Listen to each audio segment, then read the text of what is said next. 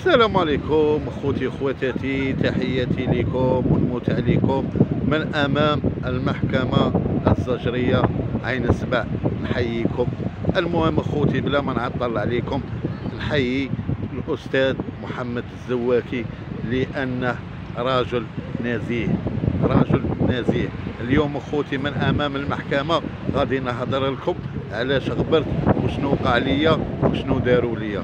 راه عندي ثلاثة قضايا.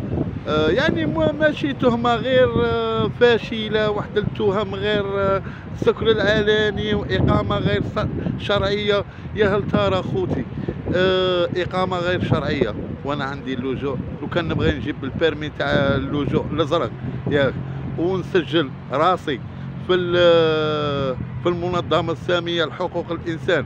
عندي شهرين 3 شهور نبغي نمشي لأمريكا، نبغي نمشي لكندا، وين ما نبغي، ولكن لا، بلادي وبلاد جدادي وسمعوا مزيان. ونزيد نبقى غير نتشكر فيه الأستاذ النزيه محمد الزواكي وكيل الملك العام بالمحكمة الزجرية 3 مرات هو ينقذني ياك وبزاف. اقسم بالله العلي العظيم قالوا لي الناس هبط على قبلك، الناس هادو الخائنين الوطن وهادو المفسدين باغي انا ملاحق باغي يصيفطوني للحبس. من هذا المنبر نقول لكم والله ما تقدروا تصيفطوني، لان كما قال جلالة الملك نصره الله وأيده، المغرب برجاله ونسائه، المغرب برجاله بنسائه والاحرار وفيهم روح الوطنيه. هذه اللي بغيت نوصلها لكم. ونشكر ثاني جميع اي واحد في السلطه عذرني وواقف معايا، نحيي كامل محكمه الاستئناف، الاستاذ وكيل الملك العام صالح تيزاري، وكيل الملك الاول وكيل الملك الاول سعدي، نحيي كاملين الاساتذه اللي تم نواب وكيل الملك في المحكمه الاستئناف. نحييهم ونقول لهم تحياتي لكم يا الشرفاء يا النزهاء. وراني نقولها ونعاودها، انا راني على حق وذكرت بزاف حاجات، جبت لكم تسجيلات، جبت اي حاجه، جبت لكم مساس الوحده الوطنيه، جبت لكم شنو سميته حسابات بنكيه خارجيه دوليه، جبت حاجات كبيره ياك.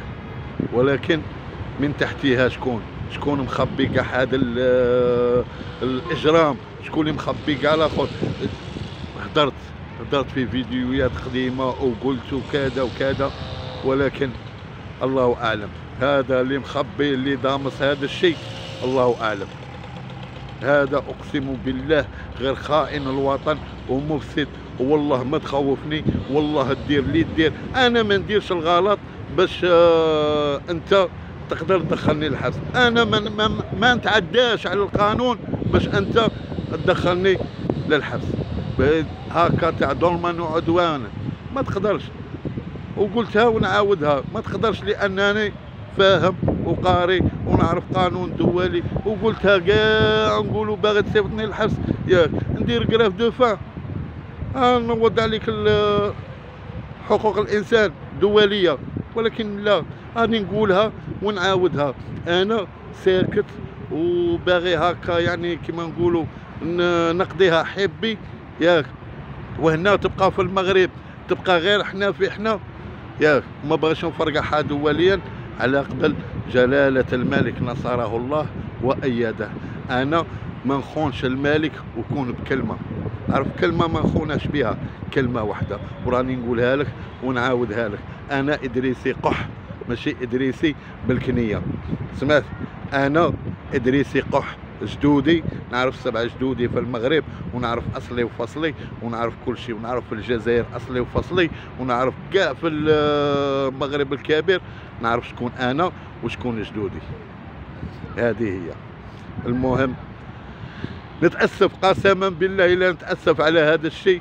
المهم نشكر جميع السلطات هنا في كازا، في الرباط، نشكر النيابه العامه،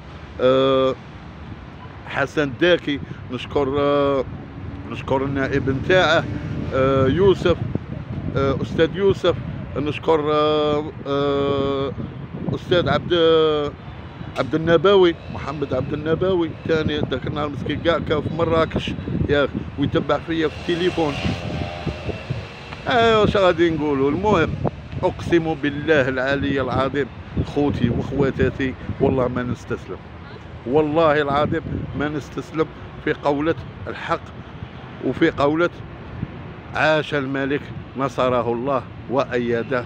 وديما ديما سبحان الله كما ندير الاخر نلقى الرايه ترفرف، الرايه المغربيه سبحان الله والله. المهم خوتي واخواتاتي راني جبت لكم كل شيء، ومن بعد نذكر بالاسامي وبالمحلات وبكل شيء، لان كنت في 2016 ولا ما على باليش كنت 0 درهم. من جبتوا هذا الاملاك الطائله دخلت حتى وقلتها قدام البرلمان نهار اللي هزيت الرايه المغربيه والصوره تاع جلاله الملك نصره الله. بعدها مشيت قدام البرلمان وصوروني وما كاينش، ما بغاوش يلونسوها. قلت خادعين جلاله الملك، على ما ديتوني سمعتوني وراه عندي التسجيلات. المهم راه عندي كل شيء كاع، وانا عمرني خفت باش نخاف ياك، وما نخافش ما حدني نقول الحق وما هذه هي. المهم انا مع جلاله الملك نصره الله وايده، واللي خانه ما بقالاش بزاف وتو كيبانوا كاع. المهم اخوتي نحييكم والسلام عليكم وتهلاو في رسالة.